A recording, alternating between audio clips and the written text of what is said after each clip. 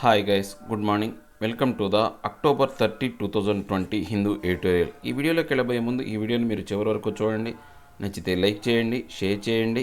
మీరు ఏదైనా చెప్పాలి అనుకుంటే కింద కామెంట్ రూపంలో తెలియజేయండి. ఇంకా సబ్స్క్రైబ్ అవ్వని వాళ్ళు ఎవరైనా ఉంటే సబ్స్క్రైబ్ అవ్వండి. Thank you very much. దాంతోపాటు నేను డిస్క్రిప్షన్లో కింద ఈ యొక్క టెలిగ్రామ్ ఛానల్ లింక్ అనేది ఇస్తున్నానండి. ఎవరికైనా కానీ మార్నింగే ఈ యొక్క హిందూ పేపర్ కావచ్చు, వొకాబులరీ కావచ్చు, లేకపోతే నా ఛానల్ అప్డేట్స్ కావాలి అంటే కింద ఉన్నటువంటి టెలిగ్రామ్ ఛానల్లో జాయిన్ అవ్వండి. ఇక ఫస్ట్ ఆర్టికల్ వచ్చేసి గ్రాండ్ కొలిజన్. అంటే కొలిజన్ అంటే గుద్దులాట. గ్రాండ్ కొలిజన్ అంటే చాలా పెద్దదైనటువంటి గుద్దులాట అని. యాక్చువల్గా ఇలాంటి వర్డింగ్ అనేది మనం ఎప్పుడు వాడతామంటే ఓటింగ్. యాక్చువల్గా ఓటింగ్లో కావచ్చు, క్రికెట్లో ఆడేటప్పుడు మనం గ్రాండ్ కొలిజన్ అంటాం. ఇద్దరి మధ్య పోటీ ఏదైతే ఉంటుందో. సో ఇప్పుడు ఈ యొక్క ఓటింగ్ అనేది మనం చెప్పాలి అంటే బీహార్లో ఎలక్షన్స్ అనేవి జరగబోతున్నాయి అనమాట. సో ఆ ఓటింగ్ విధానంలో గ్రాండ్ కొలిజన్ ఉంటాం. ఒక పెద్ద అంటే నాయకులు ఎవరైతే ఉన్నారో ఇప్పుడు ఈ యొక్క విజయం కోసం పోటీ పడుతున్నారు అనమాట. సో దానికి సంబంధించిన ఆర్టికల్ అనమాట. Livelihood concerns of a present not a misgovernance of past motivate Bihar voters. అంటే ఇప్పుడు లైవ్లీహుడ్ అంటే ఏంటంటే జీవనాధారం ఏదైతే ఉందో, రోజు దైనందిన జీవితంలో కావాల్సినటువంటి జీవనాధారం అంటే ఏ లేదు, ఉద్యోగాల కొరత వల్ల ఆ యొక్క లైవ్లీహుడ్ అనేది రోజు ఆహారం అనేది దొరకట్లేదు అనమాట. అది ప్రజెంట్ సమస్య అనమాట. ఇప్పుడున్నటువంటి ఎక్కువగా ఆందోళన చెందించే అంశం అనమాట. కన్సర్న్స్ అంటే ఆందోళన చెందించే అంశం. ఇంతకుముందు పాస్ట్లో జరిగినటువంటి మిస్గవర్నెన్స్ అంటే ఇంతకుముందు బీహార్ పరిపాలనలో జరిగినటువంటి మిస్గవర్నెన్స్ గురించి అక్కడ ఉన్నటువంటి ప్రజలు పట్టించుకోవట్లేదు. ఇప్పుడు పరిస్థితులు ఎలా అయితే ఉన్నాయో వాళ్ళకి ఆహార కొరత అనేది ముఖ్యంగా ఉంది. లైవ్లీహుడ్ అనేది ఆహార కొరత, జీవనాధారం అనేది లేకుండా పోయిందనమాట. ఆ జీవనాధారమే ఇప్పుడు ప్రజెంట్గా ఈ యొక్క బీహార్ ఓటర్స్ని ప్రభావితం చేస్తుంది అని చెప్తున్నారన్నమాట. Chief minister Nitish Kumar had started with the advantage of opposition disunity when a campaigning began for the assembly elections in Bihar, but this patchy record on governance soon became the central conversation in the state. అంటే ఇప్పుడు ఈ యొక్క Nitish Kumar present chief minister అయినటువంటి Bihar chief minister అయినటువంటి నితీష్ కుమార్ ఆయన ఏం చేశాడు, ఈ యొక్క అడ్వాంటేజ్ తీసుకున్నాడు అనమాట. అంటే ఈ యొక్క అపోజిషన్ పార్టీలో వాళ్ళ యొక్క సరైన ఐక్యత లేకపోవడం వల్ల ఆయన యొక్క అసెంబ్లీ ఎలక్షన్స్ క్యాంపెయిన్లో దాన్ని ఎక్కువగా ఉపయోగించుకొని ఆయన క్యాంపెయిన్కి వెళ్ళాడనమాట.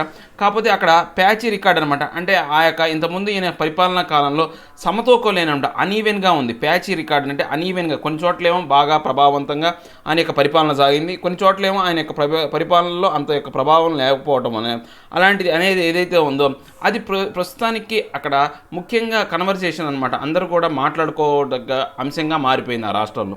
The voting rate in the first of the 3 phases of the elections on Wednesday matched 2015 level and the COVID-19 pandemic has had little impact on voter enthusiasm. అంటే ఇప్పుడు ఈ యొక్క ఎలక్షన్స్ ఏవైతే ఉన్నాయో మొత్తం 3 ఫేజుల్లో జరుగుతుంది బీహార్లో. ఫస్ట్ ఫేజ్ ఎలక్షన్స్ అనేవి నిన్న బుధవారం కంప్లీట్ అయినాయన్నమాట. ఆ యొక్క ఏదైతే ఉందో ఈ యొక్క పోలింగ్ కౌంట్ అనేది కనుక పర్సంటేజ్ కనుక మనం చూసుకుంటే 2015లో ఎంత పర్సంటేజ్ అయితే ఆ యొక్క ఫస్ట్ రౌండ్కి ఎంత పర్సంటేజ్ అయితే వచ్చినాయో దగ్గర అదే లెవెల్కి మ్యాచ్ అయినాయి. సో కోవిడ్-19 కారణంగా ఆ ఓటర్ల యొక్క ఉత్సాహం ఏదైతే ఉందో ఏమీ దెబ్బతగలేదన్నమాట. కోవిడ్-19 ఉన్నప్పటికీ కూడా 2015లో ఎన్ని ఓట్లు అయితే నమోదైనాయో అంతే శాతం అనేది నమోదైందనమాట. There is a new urgency and competitiveness in the arena ahead of the next 2 phases as some of the original calculations of the parties are being tested. అంటే ఇప్పుడు ఏంటి, కొత్తగా అర్జెన్సీ అనేది ఏర్పడింది, కాంపిటేటివ్నెస్, ఒకళ్ళ మధ్య ఒకళ్ళ పోటీ అనేది ఏర్పడింది.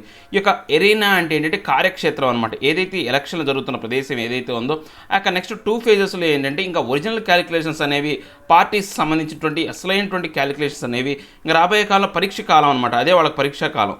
Mister Kumar who has been on the back foot following his mishandling of the pandemic is hoping to win a 4th straight term by cashing in on Prime Minister Narendra Modi's popularity, which by all accounts has overtaken his own. అంటే ఇప్పుడు ఎవరైతే mister Kumar ఎవరైతే ఉన్నారో ఆయన పూర్తిగా ఆయన యొక్క పరిపాలన కాలంలో జరిగినటువంటి తప్పులు కావచ్చు, లేకపోతే ఈ యొక్క పెండమిక్ ఏదైతే ఉందో ఆ యొక్క వ్యాధి సమయంలో ఆయన చేసినటువంటి ఈ యొక్క ఏదైతే పనులు అనేవి మిస్హ్యాండ్లింగ్ అనమాట, అవి తప్పుడు విధానాలుగా మారిపోయినాయి అనమాట. ఎంత ఎక్కువగా ప్రభావితం లేకుండా పోయినాయి, ఆ యొక్క ప్రజలకు ఉపయోగపడే విధంగా లేకుండా పోయినాయి అనమాట. ఇలాంటి అన్ని కారణాల వల్ల ఆయన కొంతవరకు వెనకబడ్డాడు, బ్యాక్ ఫూటింగ్ అనమాట.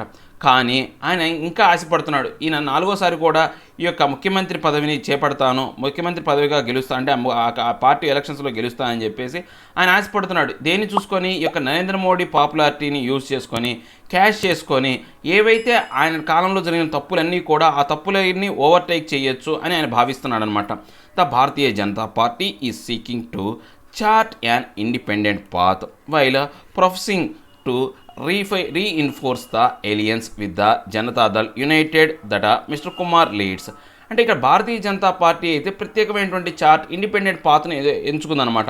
వీళ్ళు ఏం చేశారు, మళ్ళీ తిరిగి రీఇన్ఫోర్స్ అనమాట. తిరిగి ఇంతకుముందు ఎలియన్స్ ఏదైతే ఉందో జనతాదళ్ యునైటెడ్ అనే ఎలియన్స్తో, అంటే మిస్టర్ కుమార్ లీడ్ చేస్తున్నటువంటి ఏదైతే పార్టీతో వాళ్ళు కలిసి ఇప్పుడు ఎలక్షన్లో పాల్గొంటున్నారనమాట.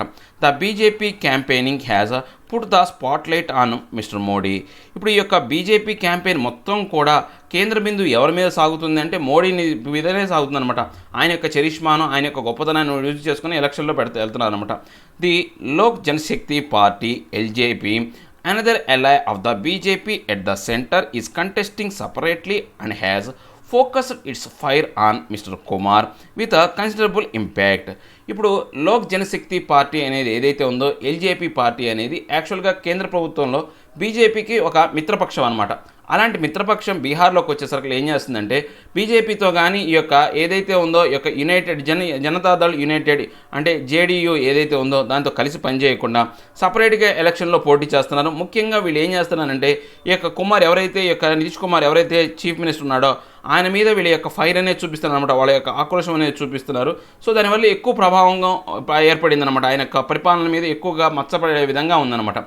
It is possible that the BJP let one ally lose on another to fish in trouble waters. అంటే ఇప్పుడు ఏంటి అంటే ఇప్పుడు వాళ్ళకు ఎంతవరకు సాధ్యమైనంత వరకు ఏంటంటే బీజేపీ కొంతవరకు ఇబ్బందికరమైనటువంటి పరిస్థితి. ఎందుకని కేంద్ర ప్రభుత్వంలో వాళ్ళకు సహాయకారిగా మిత్రపక్షమైనటువంటి పార్టీ ఇక్కడ రాష్ట్రంలోకి వచ్చేసరికలా అపోజిషన్ పార్టీ లాగా అంటే వాళ్ళతో సంబంధం లేకుండా పనిచేయడం అనేది ఫిష్ ఇన్ ట్రబుల్ వాటర్ అనమాట. అంటే వాళ్ళు ఇబ్బందుల్లో ఉన్నారు, ఎవరైనా కానీ ఫిష్ ఇన్ ట్రబుల్ వాటర్ అన్నాం అనుకోండి ఆ ఇబ్బందికరమైన పరిస్థితుల్లో ఉన్నారు అని అర్థం అనమాట. At the very least, the BJP has shown little interest in keeping the alliance tent in order. మనం చివరిగా లీస్ట్గా చెప్పాలి, తక్కువ స్థాయిలో మనం చెప్పాలి అంటే బీజేపీ కూడా ఎక్కువ ఇంట్రెస్ట్ చూపించలేదు. ఎవరైతే తమ యొక్క మిత్రపక్షాలని అందరినీ ఒక చోట ఉంచాలి, టెంట్ అంటే ఒకే టెంట్ కింద ఉంచాలి, ఒకే దాని కింద ఉంచాలి, ఆర్డర్లో ఉంచాలి అనే దాని గురించి వాళ్ళు కూడా ఎక్కువగా పట్టించుకోలేదన్నమాట. Partly failed by this friction within and largely due to Mr. Kumar's inherent failures. The vulnerabilities of the JDU-BJP alliance have increased over the last fortnight. అంటే ఈ యొక్క ఏవైతే ఇప్పుడు సమస్యలు ఏవైతే ఉన్నాయో, ఏదైతే ఈ యొక్క జేడీయూ కావచ్చు బీజేపీ కావచ్చు కలిసి పనిచేయటం, ఆ యొక్క లోక్ జనశక్తి పార్టీ అనేది సపరేట్గా ఉండటం, ఈ యొక్క ఫ్రిక్షన్స్ అన్నీ కూడా బాగా ఎక్కువైనాయి. దేనివల్ల కారణంగా ఈ యొక్క ఎవరైతే ఉన్నారో ఈ నితీష్ కుమార్ ఎవరైతే ఉన్నారో పూర్తిగా ఆయన యొక్క ఇన్హెరెంట్ ఫెయిల్యూర్ అనమాట. అంటే రోజు రోజుకి ఆయన యొక్క చర్యలన్నీ కూడా పూర్తిగా నష్టం వచ్చే విధంగాను ఫెయిల్యూర్స్ అనమాట, విఫలం అవుతున్నాయి అనమాట. దాంతోపాటు ఈ యొక్క ప్రమాదకరమైన పరిస్థితి జేడీయూ బీజేపీ కలిసినటువంటి ఈ యొక్క వల్నరబిలిటీస్ ప్రమాదకరమైన పరిస్థితి పెరగటం వల్ల అంటే గత ఫోర్ట్నైట్ అంటే కొంతకాలంగా 14 రోజుల సమయాన్ని మనం ఏంటంటే ఫోర్ట్నైట్ అంటాం అనమాట. కొద్ది కాలంగా మనం చూస్తే ఏంటంటే వాళ్ళ యొక్క పరిస్థితులు అనేవి బాగలే ఉన్నాయి. అందుకే ఈ యొక్క పరిస్థితులు అనేవి ఇంకా దిగజారిపోయినాయి అనమాట ఈ యొక్క సంకీర్ణ ప్రభుత్వాలకు సంబంధించి. Rashtriya Janata Dal RJD leader Tejashwi Prasad Yadav carries a mixed bag of his father Lalu Prasad's legacy of social justice and misgovernance. అంటే ఇప్పుడు ఈ యొక్క రాష్ట్రీయ జనతా దళ్ ఆర్జేడీ పార్టీకి సంబంధించినటువంటి లీడర్ ఏంటంటే తేజస్వి ప్రసాద్ యాదవ్, ఎవరితను ఈ యొక్క లాలూ ప్రసాద్ యాదవ్ యొక్క కొడుకు అనమాట. అతని దగ్గర ఇప్పుడు ఏంటంటే మిక్స్డ్ బ్యాగ్ అనేది క్యారీ చేస్తున్నమాట. అంటే కొన్ని మంచి పనులు ఆయన మీద కొంతవరకు మంచి అభిప్రాయం ఉంది, కొంతవరకు దురభిప్రాయం ఉందన్నమాట. ఎందుకని ఈ ఫాదర్స్ లెగసీ అనేది ఆయన యొక్క ఖ్యాతి కనుక మనం చూస్తే, లెగసీ అంటే గొప్పతనం, ఖ్యాతి అనమాట. ఈ యొక్క ఖ్యాతి కనుక మనం చూస్తే ఏంటంటే ఈ యొక్క సోషల్ జస్టిస్ సామాజిక న్యాయానికి సంబంధించి కావచ్చు, ఈ యొక్క మిస్గవర్నెన్స్ అనమాట, ఈ యొక్క ప్రభుత్వ వైఫల్యానికి సంబంధించి తప్పుడు విధానాలకు సంబంధించి ఆయన మిక్స్డ్ బ్యాగ్ అనేది మోస్తున్నాడు ఇప్పుడు ప్రస్తుతానికి. The 30 years old leader of the opposition alliance that also includes the Congress and the left had appear to be A callow challenger to the battle hardened Kumar at the beginning. అంటే ఇప్పుడు ఎవరైతే ఈ యొక్క 30 సంవత్సరాలకు సంబంధించినటువంటి ఈ యొక్క తేజస్విని ప్రసాద్ యాదవ్ ఎవరైతే ఉన్నారో, తేజస్విని యాదవ్ ఎవరైతే ఉన్నారో, ఆయన అపోజిషన్ అలయన్స్ అయినటువంటి కాంగ్రెస్ లెఫ్ట్తో పాటు కలిసి ఈ యొక్క ఏదైతే ఉందో ఈ యొక్క ఎలక్షన్లో పోటీ చేస్తున్నారన్నమాట. ఈయన చాలా వరకు ఏంటంటే ఈ యొక్క క్యాలో అంటే అర్థం ఏంటంటే ఎక్కువగా ఎక్కువగా అనుభవం లేని, అంటే ఎక్కువ పరిపక్వత లేని నాయకుడు అనమాట. ఒక సవాలు విసిరే వ్యక్తి అనమాట. అంటే అపోజిషన్ లీడర్ అనమాట ఈ యొక్క నితీష్ కుమార్కి. సో అయినప్పటికీ కూడా ఇతను బిగినింగ్లో కొంతవరకు గట్టి పోటీయే ఇచ్చాడు, నితీష్ కుమార్కి గట్టి పోటీయే ఇచ్చాడు అనమాట. His campaigning has forced a rethink among sceptics. అంటే ఎవరైతే ఉన్నారో కొంతమంది ఏంటంటే ఎప్పుడు సంశయాత్మకంగా ఉంటారు, ఏది డిసైడ్ అవ్వకుండా ఆలోచనలో పడి ఉన్న వాళ్ళని ఏమంటారంటే సెప్టిక్స్ అంటారనమాట. వాళ్ళందరూ కూడా ఏంటంటే ఎక్కువగా దీర్ఘంగా ఆలోచిస్తుంటారు, సంశయాత్మకంగా ఉంటారనమాట. అలాంటి వాళ్ళకి ఈయన యొక్క క్యాంపెయిన్ అనేది కొంతవరకు మళ్ళీ తిరిగి ఆలోచించుకునే విధంగా ఉపయోగపడింది అనమాట. అంటే అలాంటి సంశయాత్మకమైనటువంటి ఓట్లను ఈయన అందిపుచ్చుకునే విధంగా ఈయన యొక్క క్యాంపెయిన్ అనేది ఉందన్నమాట. He is rallying noticeable enthusiasm and has struck a chord with the young voters on a question that matters the most to them, unemployment. అంటే ఇప్పుడు ఆయన యొక్క ప్రసంగంలో కావచ్చు, లేకపోతే ర్యాలీలో కావచ్చు, ముఖ్యంగా గుర్తించాల్సిన అత్యుత్సాహం వ్యవహరించినటువంటి అంశం ఏంటి అంటే ఎక్కువగా దేని మీద ఆయన కేంద్రీకరించాడంటే ఈ యొక్క యంగ్ ఓటర్స్ మీద కాన్సన్ట్రేట్ చేశాడు. వాళ్ళకి సంబంధించిన మ్యాటర్ అయినటువంటి అన్ఎంప్లాయ్మెంట్ గురించి ఎక్కువగా మాట్లాడాడు అనమాట. The BJP masked his promise of 10 lakh jobs initially but came around to offering double that number itself. కానీ బీజేపీ ఫస్ట్ క్యాంపెయిన్లో ఏం చేసింది, 10 లక్షల జాబులు అనే అంశానికి సంబంధించి మొదట ఎలక్షన్ క్యాంపెయిన్ మొదలైనప్పుడు దాని గురించి పెద్దగా పట్టించుకోవాలన్నమాట. దానికి కప్పు వేసినట్టు, మూత వేసినట్టు దాన్ని పక్కన పడేసింది అనమాట.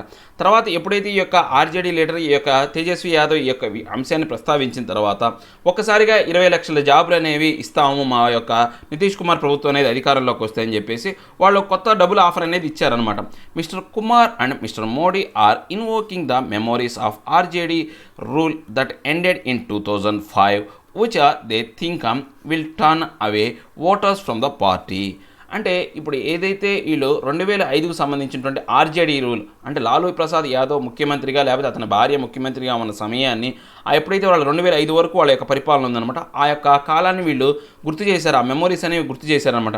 ఎందుకని అలాంటి మెమోరీస్ గుర్తు చేయడం వల్ల ఆ యొక్క ఏదైతే ఉందో ఆ ఓటర్స్ అనేవాళ్ళు మా వైపు తిరుగుతారు అనే ఉద్దేశంతో వాళ్ళ యొక్క ఉద్దేశం అనమాట. ఆ ఉద్దేశంతోనే దాన్ని గుర్తు చేశారనమాట. The young mister Yadav is trying to take his politics beyond his father's legacy by appealing to new concerns. ఈ యొక్క యంగ్ తేజస్వి యాదవ్ ఎవరైతే ఉన్నారో ఆయన యొక్క పాలిటిక్స్ అన్నీ కూడా ఏంటంటే వాళ్ళ యొక్క నాన్న ఖ్యాతికి మించి, అంటే వాటికి పరపతి కాకుండా, లెగసీ అంటే ఖ్యాతి పరపతి అనమాట, ఆ పరపతితో పని లేకుండా, దానికి సంబంధం లేకుండా బియాండ్ దాన్ని మించి మరీ ఆయన యొక్క క్యాంపెయిన్ అనేది జరుగుతుందన్నమాట. ఎలా ఆయన వాటి పరపతిని మించి ఎలా వాడుకున్నాడంటే కొత్త అంశాలు ఏవైతే ఉన్నాయో, న్యూ కన్సర్న్స్ అనేవైతే కొత్త ఆందోళన కలిగించే అంశాలన్నింటినీ లేవనెత్తి ఆయనతో పని లేకుండానే వాళ్ళ నాన్న యొక్క లెగసీతో ఖ్యాతితో పక్కన పడేసే విధంగా ఆయన యొక్క క్యాంపెయిన్ అనేది ఉందన్నమాట. Mr Modi has also deployed the familiar trap of the Ram temple to seek votes in Bihar. ఇప్పుడు నరేంద్ర మోడీ కూడా ఇలాంటి విధానాన్ని, అంటే ఇలాంటి డిప్లాయ్ అంటే ఏర్పాటు చేయడం అనమాట, ఇలాంటి ఫెమిలియర్ ట్రాప్స్ని, ఇలాంటి విధానాలని ఆయన కూడా ఏర్పాటు చేశాడు. ముఖ్యంగా దేని గురించి అంటే రామ్ టెంపుల్ గురించి ఆయన మాట్లాడి ఆ యొక్క బీహార్ ఓటర్లని కైవసం చేసుకోవడానికి, ఆ ఓట్లు సంపాదించుకోవడానికి ఆ రామ మందిరం ఏదైతే ఉందో వాళ్ళ ప్రభుత్వ కాలంలో నిర్మించబడుతున్న రామ మందిరం గురించి మాట్లాడాడనమాట. All set the JDU BJP alliance has a formidable social base that is not easy to breach. అందరూ అనుకున్న దాని ప్రకారం చెప్పాలి అంటే జేడీయూ ఏదైతే ఉందో, ఇక జనతాదళ్ యునైటెడ్ ఏదైతే ఉందో, తర్వాత బీజేపీ భారతీయ జనతా పార్టీ యొక్క సంకీర్ణ ప్రభుత్వం అనేది అలయన్స్ అనేది మనం ఏమైనా చూసుకుంటే ఫర్మిడబుల్ అంటే భయంకరమైనటువంటి ఈ యొక్క సామాజిక పరమైనటువంటి ఈ యొక్క బేస్ అనేది ఉందన్నమాట, దానికి స్థిరత్వం అనేది ఉందన్నమాట. సో ఇలాంటి దాన్ని మనం ఆ యొక్క బ్రీచ్ అనేది అధిగమించలేము, అంటే హద్దు మీరలేము అనమాట. ఆ యొక్క సోషల్ బేస్ ఏదైతే ఉందో దాన్ని వీళ్ళని దాటిపోయి ఎలక్షన్లో గెలవడం అనేది కష్టమని చెప్తున్నాను అనమాట. What mister Yadav has clearly managed to do so far is to challenge the alliance's imperiousness. అంటే ఇప్పుడు యాదవ్ ఏం చేయగలడు అంటే, ఇప్పుడు ఈ యొక్క తేజస్వి యాదవ్ ఏం చేయగలడంటే ఆయన ఒక ఛాలెంజ్ విసురుతున్నాడు అనమాట. ఈ యొక్క ఏదైతే ఈ యొక్క సంకీర్ణ ప్రభుత్వాన్ని జేడీయూకి బీజేపీకి ఒక ఛాలెంజ్ విసురుతున్నాడు. ఎలాంటి ఛాలెంజ్ అంటే ఎవరికి లొంగని, ఇంపీరియస్నెస్ అంటే ఏంటంటే ఎవరికి లొంగ తీయటానికి వీలు కాని విధానం ఏదైతే ఉందో దాన్ని ఇంపీరియస్నెస్ అంటాం అనమాట. సో అలాంటి లొంగ తీయలేని విధంగా ఉంటాను అని చెప్పే విధంగా వాళ్ళకు ఒక ఛాలెంజ్ మాత్రం విసరగలరు కానీ ఆయన ఎలక్షన్లో గెలవలేడని చెప్తున్నాను అనమాట. ఏం లేదండి, బీజేపీకి సంబంధించినటువంటి ఈ యొక్క ఏదైతే ఉందో బీజేపీ యొక్క అలయన్స్ అయినటువంటి జేడీయూ ఈ రెండు కూడా బీహార్ ఎలక్షన్లో పోటీ చేస్తున్నాయి. వాళ్ళ యొక్క సామాజిక పరమైనటువంటి స్థిరత్వం అనేది బేస్ అనేది చాలా భయంకరంగా ఉంది. అలాంటి వాళ్ళని దాటి ఈ యొక్క ఎలక్షన్లో గెలవటం అసాధ్యం అనమాట.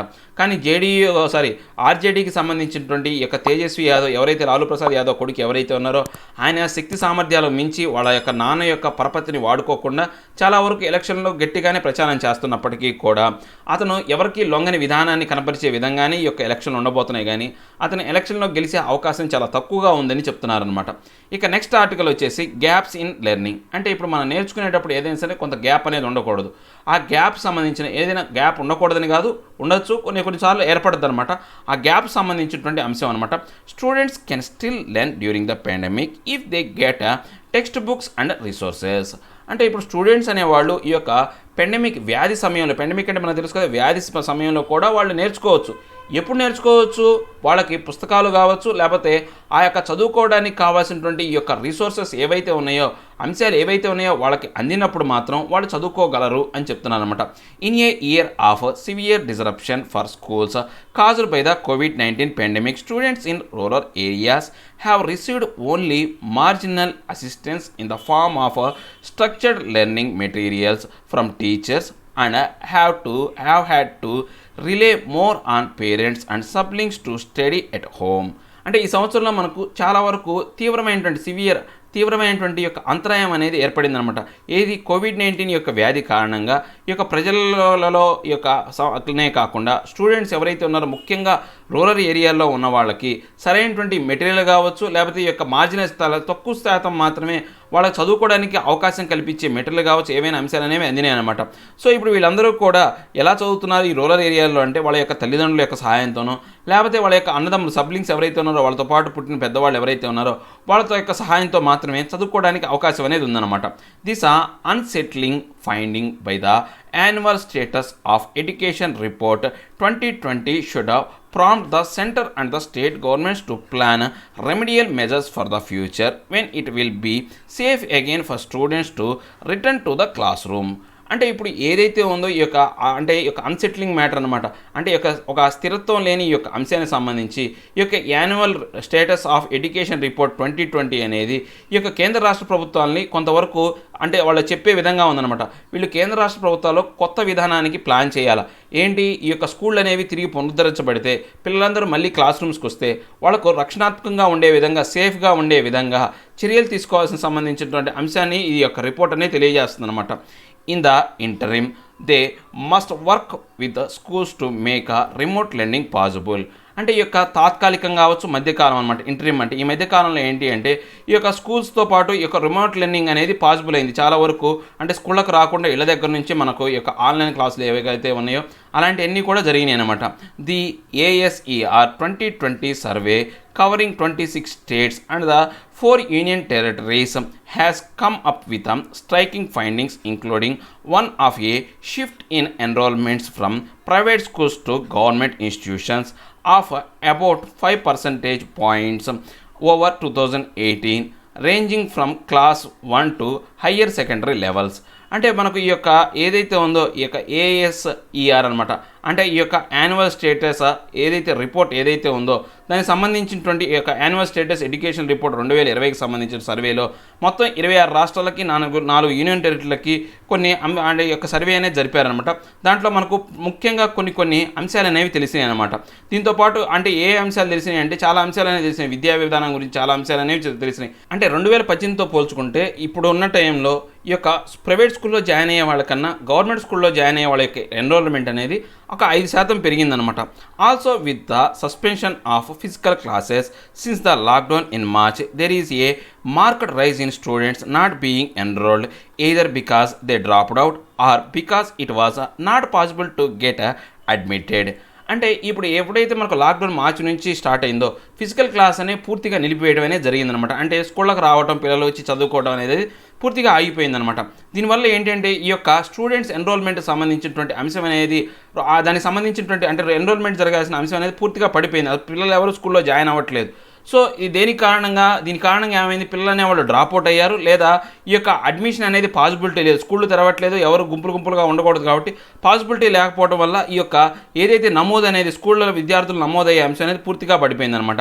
It must also concern governments that the digital divide stands out starkly once again. The survey found 43.6% of students in government schools without access to a smartphones, while 67.3% of those who received learning materials in these institutions got them over WhatsApp, underscoring the role played by gadgets and connectivity.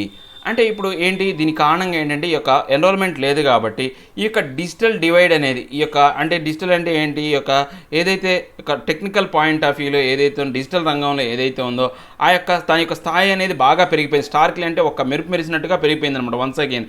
So దీనివల్ల ఏంటంటే మనకు ఈ survey లెక్కల ప్రకారం ఏంటంటే 43.6% మంది students ఎవరైతే ఉన్నారో గవర్నమెంట్ స్కూల్స్లో వాళ్ళకి స్మార్ట్ ఫోన్స్ యొక్క అవైలబిలిటీ అనేది లేదు, యాక్సెస్ అనేది లేదు, అందుబాటులో లేవన్నమాట.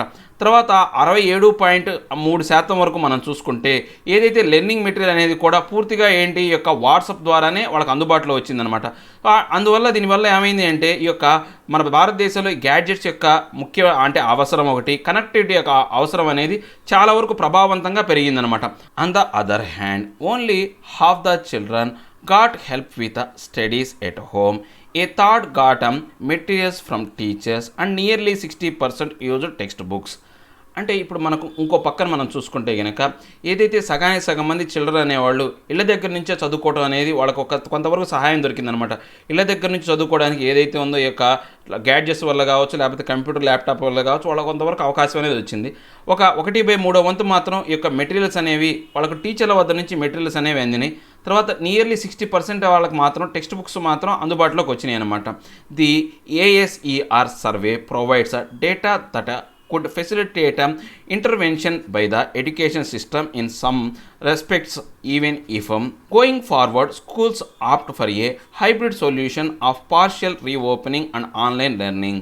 అంటే ఈ యొక్క ఏదైతే ఉందో annual survey for education report అనేది ఈ సర్వే అనేది మనం గిన చూసుకుంటే పూర్తిగా ఈ యొక్క కొంతవరకు డేటా అనేది ఇచ్చిందనమాట.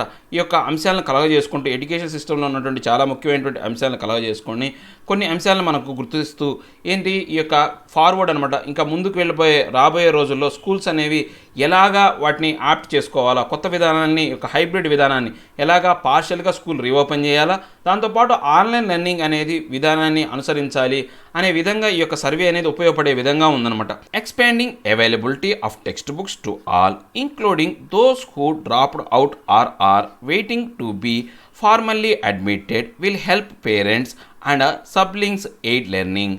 అంటే ఇప్పుడు ఏదైతే ఉందో ఈ యొక్క టెక్స్ట్ బుక్ అవైలబిలిటీ అనేది అందరికీ అందుబాటులో అవైలబుల్లో తీసుకొచ్చే విధంగా చర్యలు తీసుకోవాలి.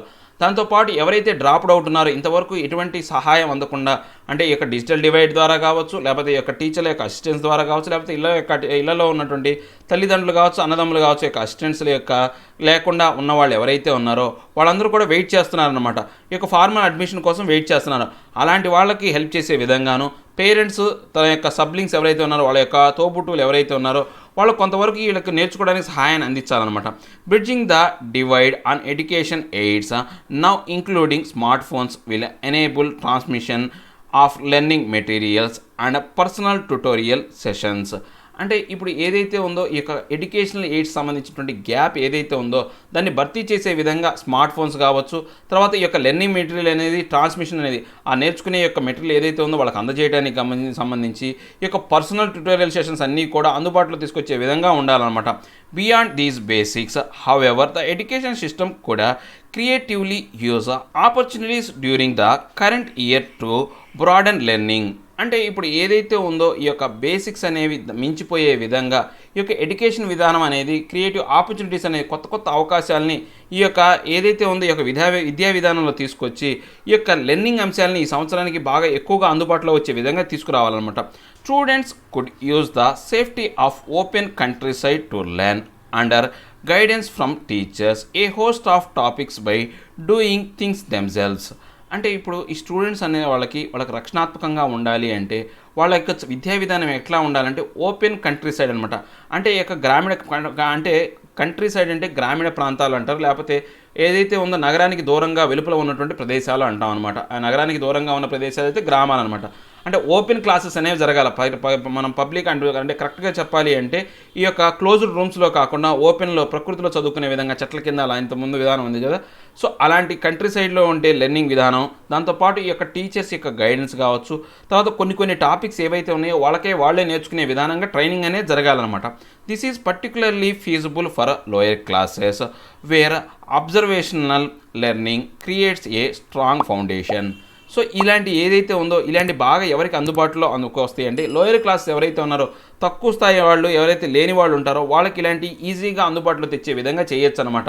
ఎందుకని వీళ్ళకి అబ్జర్వేషన్ లెర్నింగ్ అనేది అంటే ఏదైనా కానీ అబ్జర్వేషన్ మనం ఏదైతే ఉందో మనం గమనించే విధానం చదువు అనేది ఏదైతే ఉందో అది చాలా వరకు బలమైనటువంటి మనకు పునాదులను వేస్తుంది అనమాట. Education video which has helped thousands can advance learning even beyond the pandemic using talented teachers, communicators. అంటే ఇప్పుడు ఈ యొక్క ఎడ్యుకేషనల్ వీడియోస్ ఏవైతే ఉన్నాయో అవి చాలా వరకు వేల సంఖ్యలో విద్యార్థులకు అందుతున్నాయి అనమాట. దీనివల్ల ఏంటంటే ఈ యొక్క అడ్వాన్స్ లెర్నింగ్ అనేది ఈ యొక్క పెండమిక్కి అతీతంగా వ్యవహరించే విధంగా ఈ యొక్క చదువు అనేది ఉందన్నమాట. ఇది దీని ఇలాంటి విధానాలను ఎవరి ద్వారా మనం పూర్తి చేసుకోవాలంటే టాలెంటెడ్ టీచర్స్, కమ్యూనికేటర్స్ ఎవరైతే ఉన్నారో వాళ్ళని ఉపయోగించుకొని మనం ఇలాంటి అంశాలు అనేవి మనం ఏదైతే లక్ష్యాలు అనేవి చేరుకోవచ్చు అనమాట. States such as Tamil Nadu and Kerala have already hosted curriculum based video lessons on the internet after beaming them on television. So ఇప్పుడు తమిళనాడు కావచ్చు, కేరళ కావచ్చు, ఆల్రెడీ ఈ యొక్క ఏదైతే ఉందో ఆన్లైన్ విధానం వీడియో లెసన్స్ ద్వారా సంబంధించినటువంటి ఈ యొక్క సిలబస్ ఏదైతే ఉందో ఈ యొక్క దాన్ని అంతా కూడా ముందే రిలీజ్ చేశారనమాట. ఫస్ట్ ఇంటర్నెట్లో వచ్చింది, తర్వాత ఇప్పుడు అది పూర్తిగా టెలివిజన్లో కూడా ప్రసారం చేస్తున్నారనమాట. It will take out of the box thinking during the pandemic to come up with interventions that are a substitute for traditional methods and prevent 2020 become a zero year as parents everywhere remain wary of sending children to school. అంటే ఇప్పుడు ఏంటి అంటే మనం కనుక చూస్తే ఈ యొక్క మనం మళ్ళీ తిరిగి ఆలోచించాలి. ఈ యొక్క పెండమిక్కి సంబంధించినటువంటి ఈ యొక్క పెండమిక్ సమయంలో ఏదైతే ఈ యొక్క ఇంటర్వెన్షన్ అనేది ఏదైతే ఈ యొక్క జోక్యం చేసుకొని దానికి సంబంధించినటువంటి ఇంతకుముందు ఏదైతే ట్రెడిషనల్గా మన స్కూళ్ళకి వెళ్ళి విద్య చదువు నేర్చుకునే అంశానికి సబ్స్టిట్యూట్గా ఇప్పుడు ఏమైనా ఆన్లైన్ క్లాసెస్ అనేవి వచ్చినాయి. వీటి వల్ల ఏమైతే ఉందో 2020 అనేది ఈ యొక్క ఎడ్యుకేషన్ సంబంధించినటువంటి జీరో ఇయర్గా అంటే ఈ యొక్క ఎడ్యుకేషన్ లేని సంవత్సరంగా కాకుండా కొంతవరకు ఇవి ప్రభావవంతంగా ఉపయోగపడుతున్నాయి అన్నమాట. అదే కాకుండా పేరెంట్స్ ఎవరైతే ఉన్నారో వాళ్ళు స్కూల్లో పంపించడానికి చాలా వరకు వ్యారీ అనమాట. అంటే జాగ్రత్తలు తీసుకోవాలా లేకపోతే భయపడుతున్నారనమాట పంపించాలంటే. వ్యారీ అంటే జాగ్రత్తలు తీసుకోవడం అనమాట. అలాంటి జాగ్రత్తలు తీసుకునే అవసరం లేకుండా ఇళ్ల నుంచే విద్యను అందించే విధానానికి ఈ యొక్క అంశాలు అనేవి ఈ యొక్క డిజిటల్ డివైన్ అనేది బాగా ఉపయోగపడుతుంది అని చెప్తున్నాను అనమాట. ఏం లేదండి, కోవిడ్-19 సమయంలో ఈ యొక్క విద్య అనేది అందరికి అందుబాటులో లేకుండా పోయిందనమాట. స్టూడెంట్ ఎన్రోల్మెంట్ అనేది తగ్గిపోయింది. ఇలాంటి సమయంలో ఈ యొక్క డిజిటల్ డివైన్ ఉపయోగించి ఈ యొక్క ప్రభుత్వాలు కావచ్చు, స్కూళ్ళు కావచ్చు, విద్యా విధానాన్ని మొదలు పెడుతున్నాయి అనమాట. దీనివల్ల ఏదైతే ఉందో చాలా వరకు ఈ యొక్క 2020 జీరో ఇయర్ కాకుండా ఈ యొక్క సంవత్సరం కూడా విద్యను అందించే విధంగాను, పేరెంట్స్కి అటు పిల్లలకి ఉపయోగపడే విధంగాను, పేరెంట్స్ యొక్క భయాలని దూరం పెట్టే విధంగాను ఈ యొక్క డిజిటల్ డివైన్ అనేది ఉపయోగపడుతుంది అని చెప్తున్నారనమాట. సో ఇవండి ఈరోజు నా హిందూలోని 2 ఆర్టికల్ ఎక్స్ప్లెనేషన్. నా ఎక్స్ప్లెనేషన్ మీకు నచ్చే ఉంటుంది అనుకుంటున్నాను. నచ్చితే లైక్ చేయండి, షేర్ చేయండి. మీరు ఏదైనా చెప్పాలి అనుకుంటే కింద కామెంట్ రూపంలో తెలియజేయండి.